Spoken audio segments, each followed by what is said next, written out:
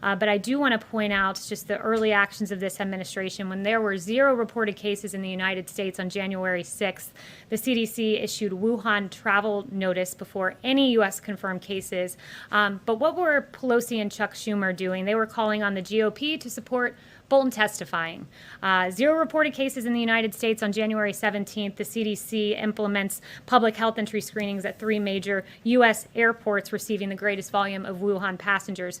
What were Democrats doing? House Democrats were preparing to file their first brief in the Sham Impeachment inquiry. When there was 1 reported case in the United States on January 21st, CDC activated Emergency Operations Center. What were Democrats doing? Chuck Schumer was calling for witnesses in the impeachment trial, and Pelosi released a statement criticizing Mitch McConnell for his trial rules. And finally, when there were 7 reported cases in the United States on January 31st, President Trump issued travel restrictions on China and the first mandatory quarantine in more than 50 years. And those travel restrictions saved American lives. But what were Democrats doing?